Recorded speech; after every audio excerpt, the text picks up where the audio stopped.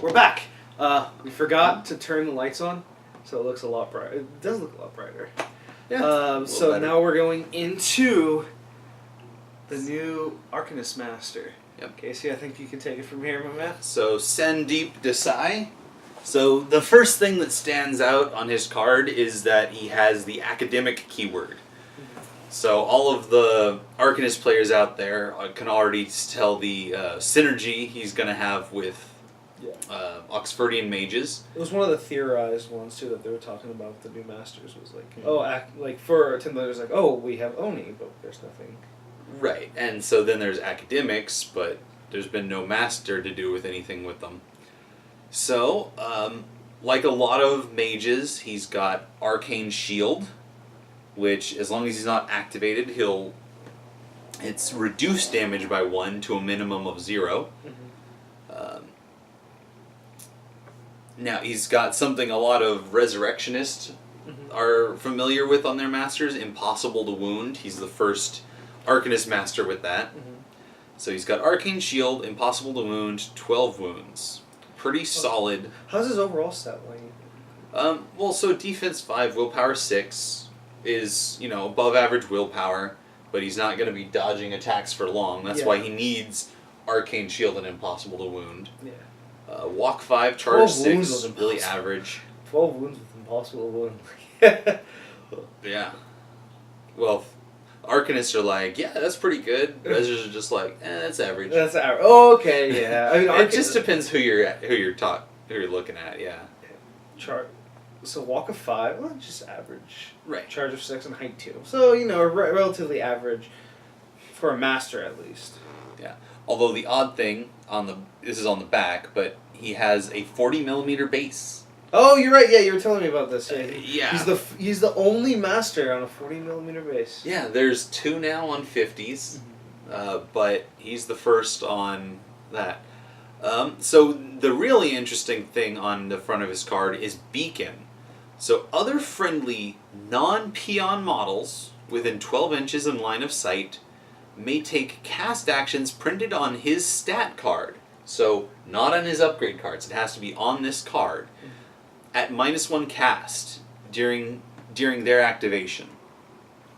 An action taken this way may not be taken again via Beacon until the next turn. So anybody.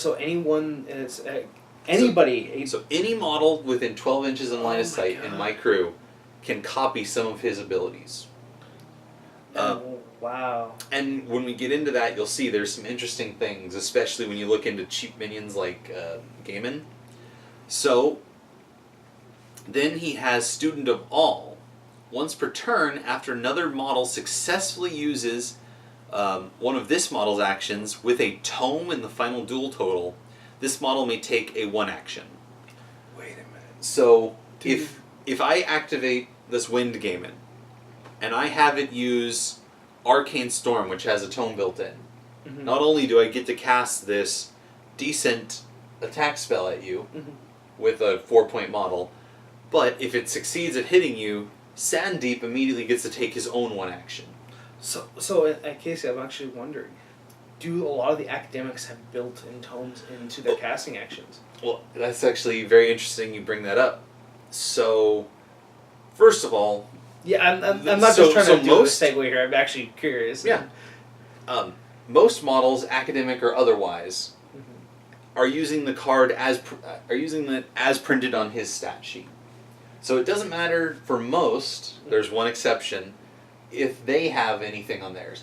However, the Oxfordian mages, they add a tome to all of their casting, no matter what it is, for each academic within a 3-inch aura. Okay. So if they're standing next to SANDEEP and they borrow, let's say, the Mind Among the Senses, which doesn't normally have a built-in tome, they will add a tome. So no matter what's flipped or cheated, they will get that tome. See if anybody casts Arcane. Oh my god. So he has 4 different abilities printed on his card. Yeah. So if you had all 4 of them succeed in a turn, he could get 4 extra action points on his turn. Now that is an ideal situation. Mm-hmm. 2 of these are attacks, so if they targeted an enemy model, they could resist. Mm-hmm. But yeah, Oh you my could god! get a lot of now. Right, and they just have to succeed at it. There's no extra range. So they have to be within 12 to cast it, Mm-hmm. and as long as they succeed, he gets to do. So that's pretty solid. Wow. Um, That's fantastic. and that's just the front of his card. So let's see what he really does. So the first thing is his kind of on the printed card. It looks like a pretty obligatory melee attack. Mm. It's his Gata, the big ass The- mace the- that people yeah. have been talking about. Well, it's from Indian myth of some sort. Mhm. The gods often are carrying these big maces. Melee 6, resist defense, range 2, close 2, deals 1, 2, 3 damage. Relatively low damage spread. For a Right, master, at it- least. Yeah. That's why we're saying it looks obligatory. Yeah. Now, I think it's worth mentioning, it says 2 of his 2 limited upgrades, it says that 1 lets his Gata attack paralyze the enemy, and that the other one increases the damage track of his Gata attack. Yeah, you were telling me like 3, 3, 4 or something? Like, I heard people talking about something along the lines of 3, 4, 5 damage. Okay.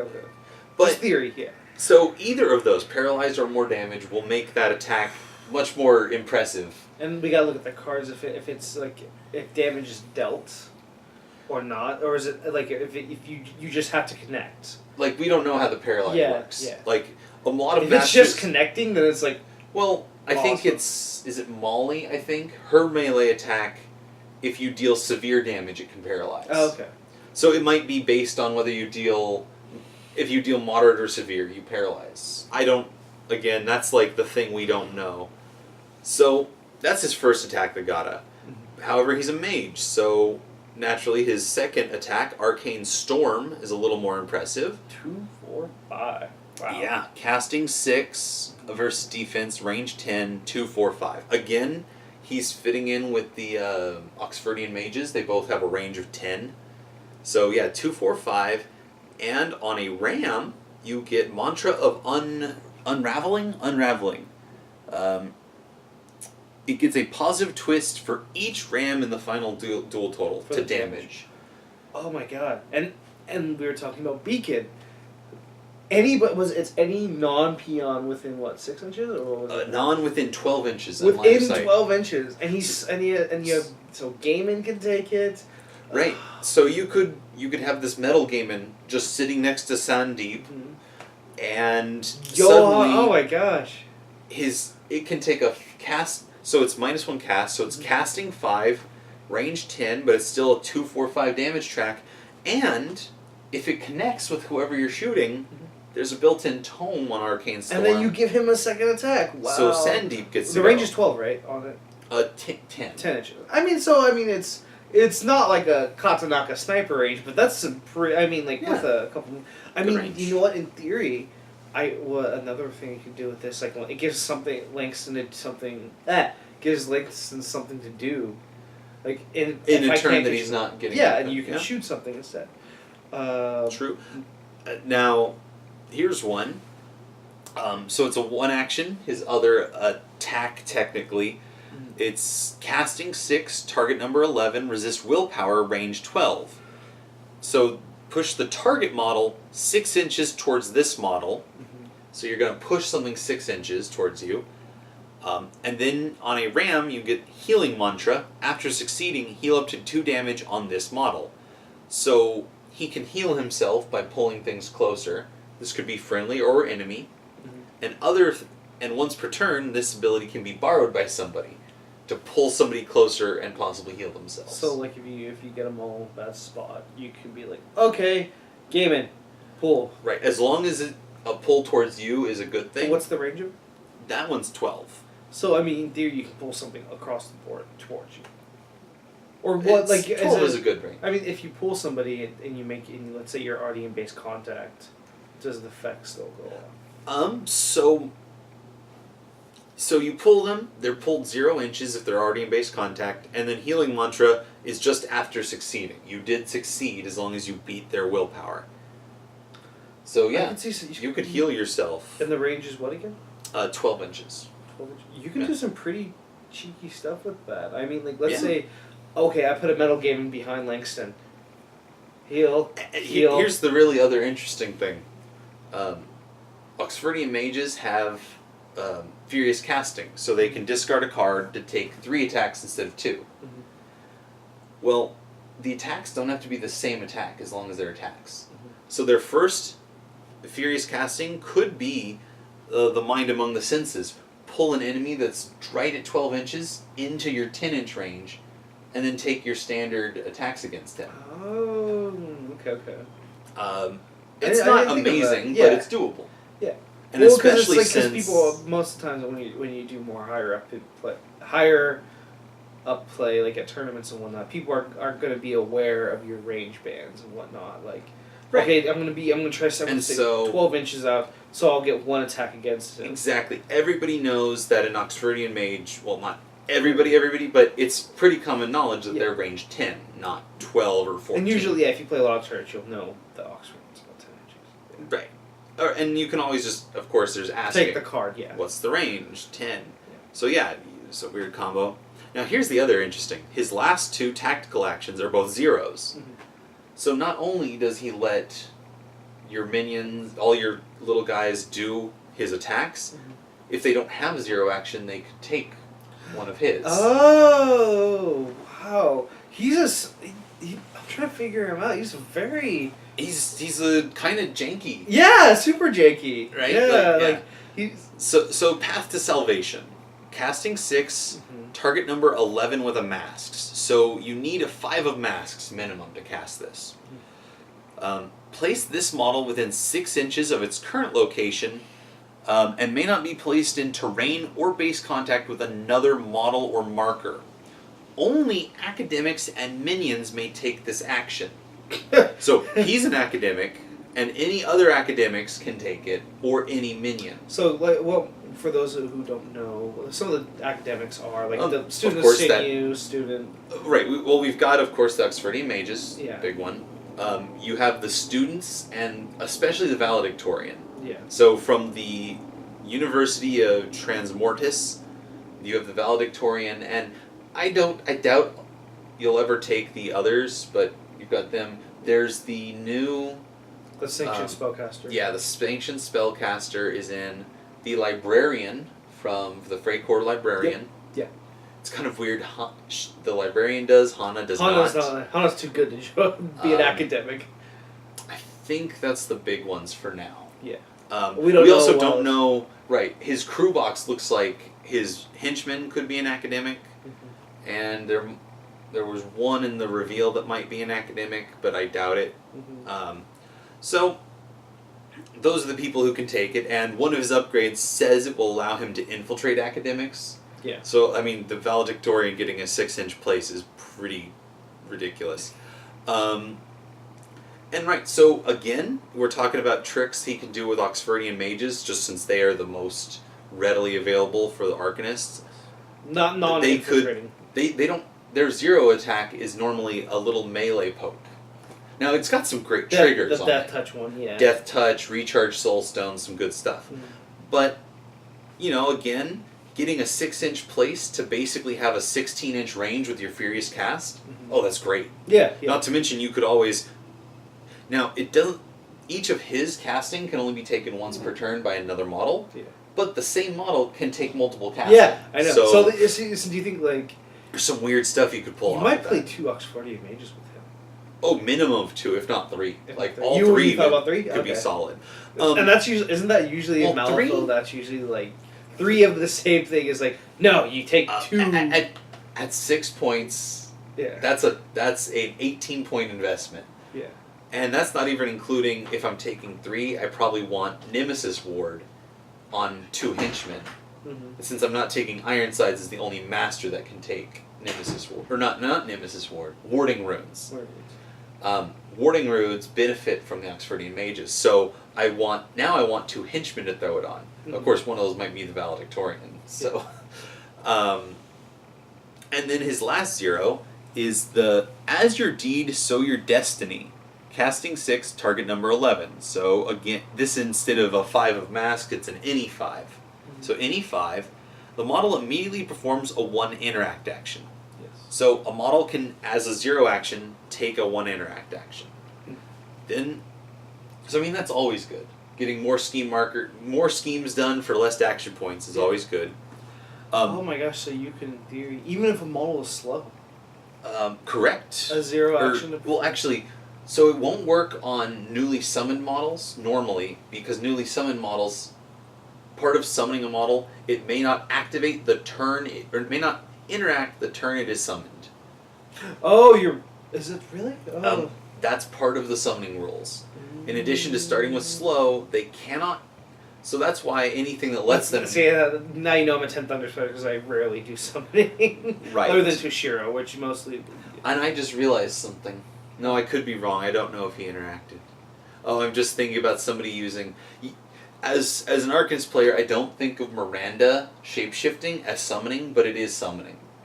So if she shapeshifts into something, she has all the same restrictions. And I was trying to remember if somebody did that wrong. Anyways, now there are 2 triggers on this So Your Deed, So Your Destiny. On a tome, you have the mantra of True Self. The interact action may be declared while the model is engaged.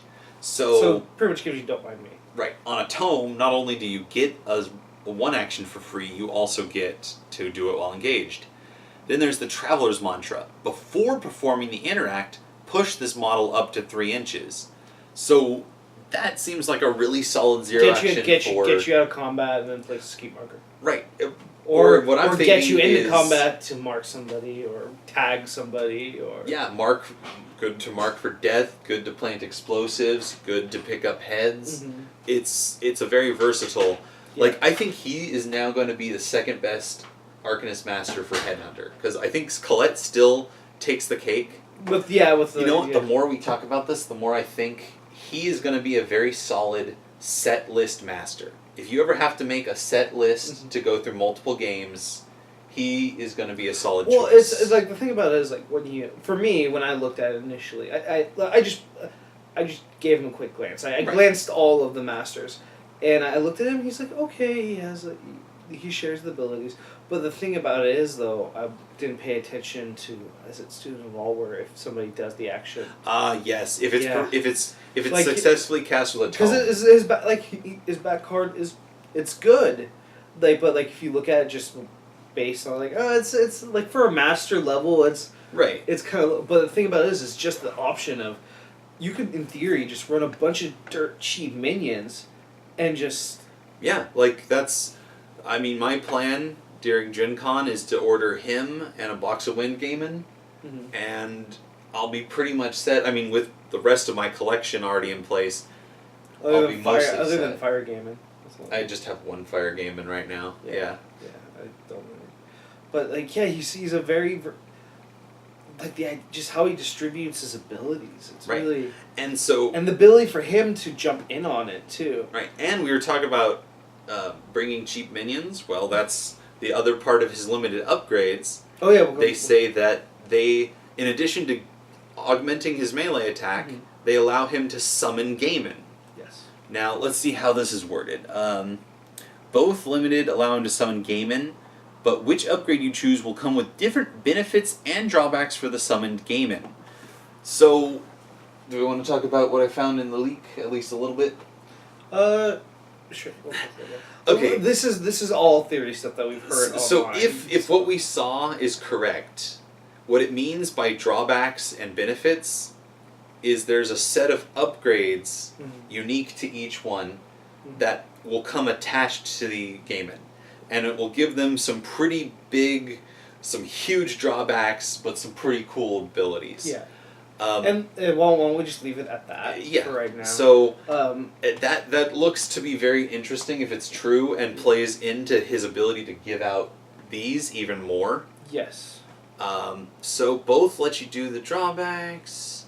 And then finally, this is the one I'm most excited about, is the Unaligned Sage.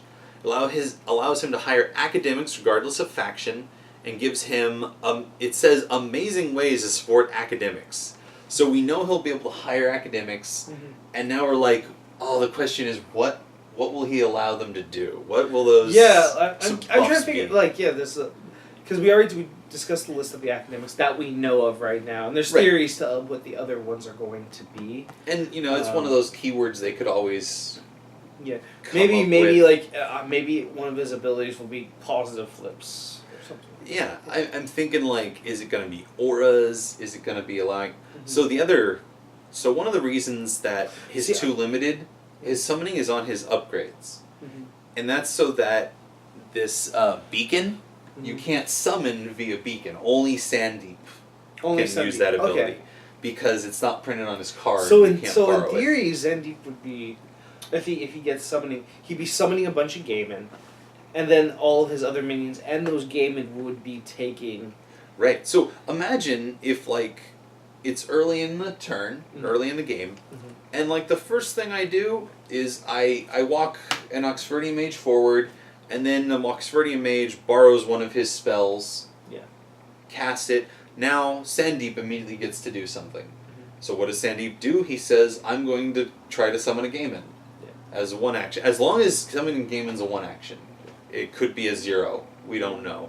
But I really feel that it's probably a 1, but we could be wrong.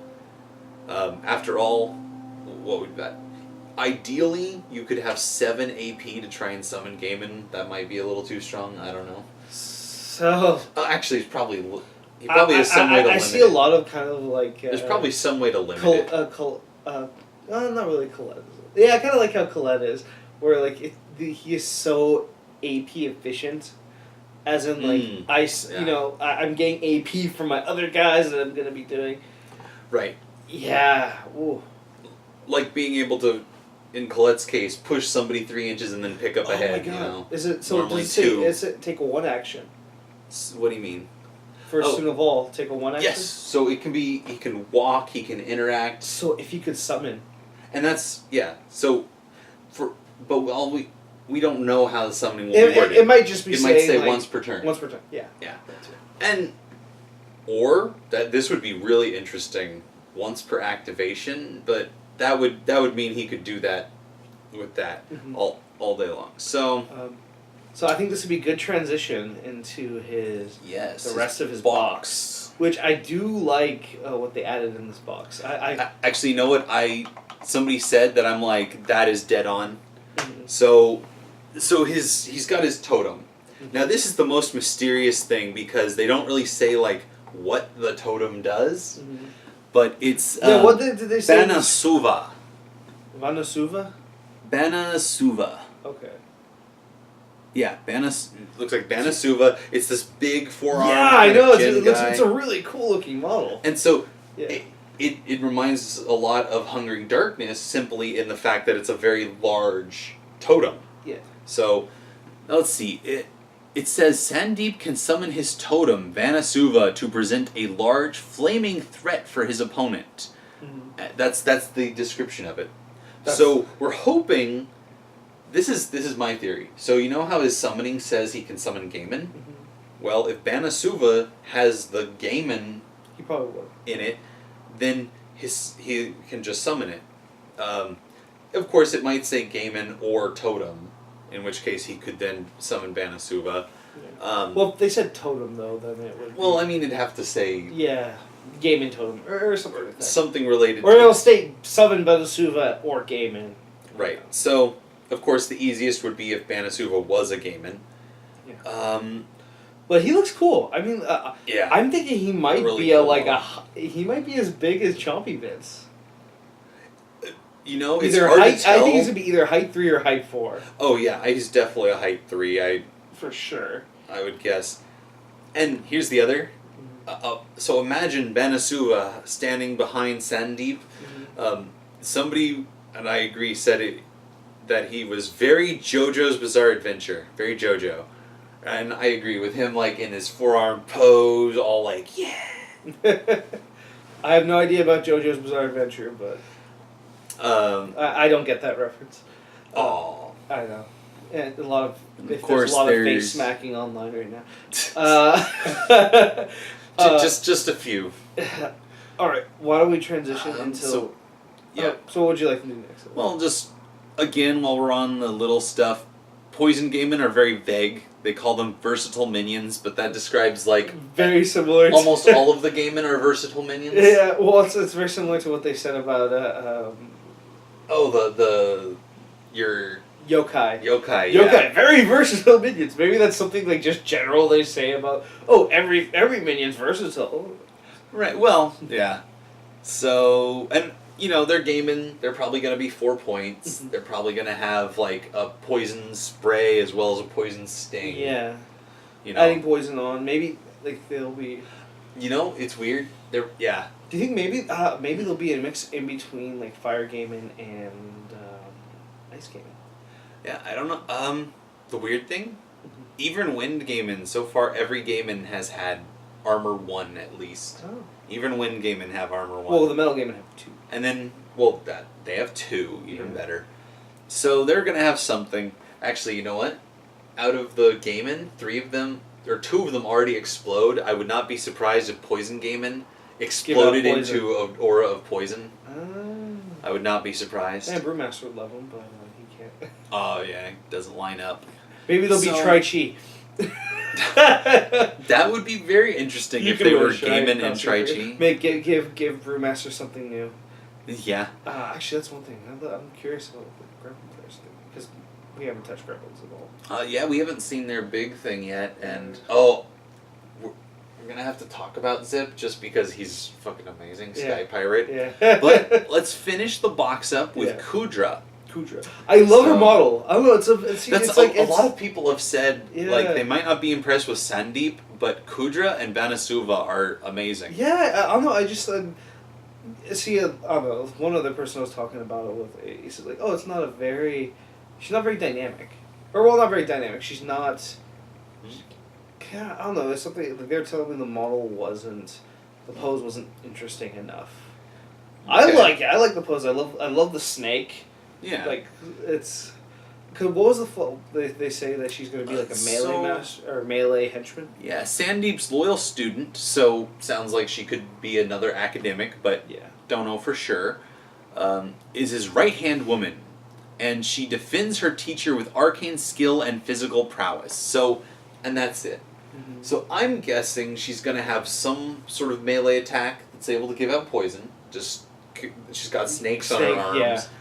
And I don't know what the arcane prowess would be. It'd be very interesting if she had something similar to, you know how Sensei Yu can borrow a master's ability? It'd be very interesting if she had something to borrow any master's ability similar. I don't know what that would be at this point, but so she has something arcane as well as melee, as long as physical and arcane. It's kind of hard to figure her out. Right, like, you know, the other chick in... The blind Oni, they even say she can charge without line of sight, and she can... ignore defensive triggers. Yeah, negate triggers. Kudra, it's just like... So vague, yeah. I'm doing things. I punch, and I'm... She looks like she's gonna finesse somebody to death with those I don't hands. think she's gonna be like your Howard Langstons or your Zamu the Armors. She's not going to go in and just like wreck face and... You know what comes to mind is the fire starter. So the fire starter's good at setting things on fire and supporting things for the master to clean up. That's the thing about it. I honestly don't think she's... And so, I think she's just going to have like a very focused... Yeah. You know how some models are all over? Somehow she's going to have... Because, I don't know, I look at SANDEEP. From just looking at his card and his stats, he's a support master. Yeah. He's very much a support master, and so I'm thinking, like, would you put a support master and a support henchman in the same box? Well, not necessarily support, though. I mean, the fire starter, if you just look at him naked, is offensive / light things on fire. Yeah. But that synergizes well with Kairis having already things on fire. She likes having them already on fire. Like, for example, Kudra... She might have the same thing Oxfordian mages do, where she gets extra tomes for academics. It might be that, yeah. Then she could borrow these abilities and give maybe she gets extra. maybe she might have she won't have the best melee. Maybe probably right. your probably like 2, 3, 5. Yeah, with maybe it's infect, or maybe it's, this would be really weird if it's some sort of like tome-based infect. Or maybe Death Touch. Yeah, there's lots of things it could be. So I have a feeling she's going to have some poison in some. Like, have something called like Cobra Strike. Or what if, exactly. Of course, Miranda already has that. Oh, really? Yeah, her attack is... actually, it'd be very interesting if she synergized with the Poison Gamin by like having that acceleration of poison. But there's nothing to indicate that. And at this point, we're grasping. Yeah. Because all we have is what the model looks like. Yeah. And what box she's in. Yeah. So that's pretty much it for his box. I'm very interested to see how the cards turn out. Let's finish up with our opinions so far of the Master as a whole.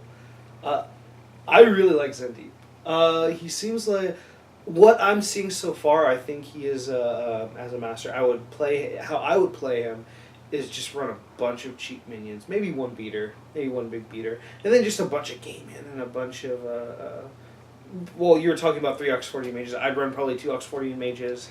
Yeah, they're so good with him. Yeah, and then just running out and casting spells, like pulling stuff out of pulling stuff, like I'm gonna engage a bunch of game in. All right, well I'm gonna activate these game in, and I'm gonna just pull my models closer to you, and then. You know who else is a pretty solid minion in the Arcanists? Huh. One of Rasputina's friends, the December Acolyte. Oh. And because it's a minion, it can use his place effect. Oh. Yeah. Shit. That's pretty good. And he's got his little one action to put up an aura of negating armor and hard to kill, hard to wound. So again, it's just, man, that model... I forgot what it was again. What were we just talking about? December Acolyte. The Acolyte. I always get Blessed, Acolyte, Silent. It's not like there's like the Acolyte. December cult. The Acolyte is just so good with every master. Yeah. And in this case, being a high quality minion pays off. But yeah, running a bunch of minions and just stealing his casting actions and all the support, and then just him adding into the support with throwing his own. Yeah, actually, I've just remembered something that I wanted to look up. Yep. So Arcane Storm, his range attack, we missed one very important thing about it. It has no gun. It is not a projectile attack. Oh, shit. Right. So not only can a model be engaged and still take Arcane Storm to just punch you in the face. Oh my god. If something is engaged and it's borrowing SANDEEP's abilities and he gets to cast... He can just use Arcane Storm to support it by blasting people. Doesn't matter how engaged they are. He's just like, okay, eat Arcane Storm. And then so if you engage, oh my god, it makes the game so much better. Right. You can't just engage the game and to somehow weaken him. Yeah. He's just like, I don't randomize. I'm just gonna hit you in the face anyway. Oh my god, that's good. And like you're saying, he can't be pinned down. He has enough movement tricks that he's very hard to pin down. Just his abilities, and there's no way to pin an army, anything that is in his crew down. Right, and the fact that he can take up to 4 actions before he's activated means he gets maximum use of his Arcane Shield. Yeah. Like, he has the Arcane Shield up for the longest time. So how's Arcane Shield work again? So, if this model has not activated during its turn, reduce all damage suffered by 1. So he gains armor, in essence. But it gets to a minimum of 0. So it can reduce it to 0. So if you get pinged, you don't take 1, it will reduce it to 0. Oh, right, okay. as long as he's not activated yet. Oh. Now imagine somebody like 10 Thunder Brothers, right? 10 Thunder Brother runs up to him. He's impossible to wound and Arcane Shield. And if he hasn't activated and they get minimum damage, they don't hurt him. Because it is like 1, 2, 6, 1, 2, 5. Yeah, 1 to 5 or something. Like they have to naturally flip into that 5 to really do anything to him. Yeah. So, and then he's like, well, this is annoying. I'm just going to teleport away. Yeah. Or just blast them in the face. Now, that is resisted with defense, which is their strength, but he moves away and lets somebody else deal with them. But, yeah, SANDEEP, he's going to be a really tricky master. Yeah. I wouldn't recommend him for a first timer. No, he's kind of like you would have to, I'd recommend him maybe as your 3rd or 4th master, Like, because, No. like, or okay, like, It's not let's that say bad. Once you've got the base rules under your Yeah. belt, like, after playing with, like, Rasputina. if you've Yeah. mastered of course you can always jump into the deep end, especially if you have at least some knowledge of wargaming. Oh, yeah, But yeah. he's definitely up He's there a with very, Colette. Yeah, very finessey. Very. I'd say him and Colette are two of the And you have to be harder very. to grasp. You have to be very efficient with your actions to get. You have to be very efficient to be able to get the most out of him. Yes, as a because master. if you're looking at a pure blaster, Rasputina's just gonna do better all of the time. Yeah. But if you use him to his full potential, he can do things you can't. I see him as he's a really good support master, but also he's very versatile. Like there's no I like looking at his card, and looking at like the crew options for him. I do not see him like there's like you know how certain masters are. Oh, we're doing this. Okay, Misaki is not the best for a very scheme oriented, matchup. And that's what I see. He is, he's versatile enough that way. Yeah. Like, the only thing is, I think, table quarters, he's still outgamed by Ramos pretty hard. Yeah. Ramos is so good but at that. I mean, come on. That's kind of unfair, though. Like, Ramos. But that's what I'm saying. Yeah. Ramos outgames him there, but that's because Ramos is so focused. Yeah. But, again, if you had to do a single list for 3 matches in a tournament, which is not very common, but yeah, you wouldn't want Ramos necessarily because he might not be as good at those others. Yeah. I think like Ramos' crew is usually not killy enough for most kill oriented. Depends, but yeah. I mean, Langston is just so amazing in Headhunter that it almost makes up for that. But yeah, SANDEEP is just really balanced. So that was my opinion so far of SANDEEP. Now let's get the Arcanist. Is there anything you'd like to add, Casey? No, we covered most of it right there. It's nice to have. So, Arcanists don't have too many things that infiltrate models into our faction. We do have one model, Marcus, who has a very big pool. Oh, Mayfang too. And Mayfang, but for us, it's a relatively small pool. Sparks, Pork Chop, and the guy in her box. Kang. Oh, you're a Kang. I forgot. So we get 3 models out of her, which I am excited for the Pork Chop and Sparks. They're pretty cool, but unfortunately, there's so many other things to do. I know, right? It's Gen Con's coming up so close. It's like Christmas for Malifaux players. Ching, ching, ching, No, I actually thought like Christmas. It's more like going bankrupt. Here's my money, weird. Yeah. Wallet pains for the next month. Yeah. Or more. I think we hit everything. It was fun talking about these 2 masters. I hope you guys enjoyed listening to us talk about them. So as of today, Gen Con is happening in about 3 to 4 days. Yeah, I think it's the first day is about 3 days away now. Yeah, about 3 days, Gen Con's going to drop, and so people will start getting their hands on this so we live in the West Coast, so we couldn't make it to Gen Con, but I am ordering the book. And once I get that book in my hands, and we're gonna comb through that thing, and then we're gonna do a video series for you guys looking at each of those different factions, and we will discuss our opinions of them. And also, if you guys have any opinions or any theories about what we talked about, please post at the bottom. I would love to hear. I'd love to start a dialogue on this and hear your own theories on what's going on, or rules we misquoted. Yeah, which is... all that good stuff. Yeah, you guys are good at catching our mistakes. It's like YouTubers don't have anything else to do. I know, right? All right, guys. Love you guys. Yeah, catch you later. Bye.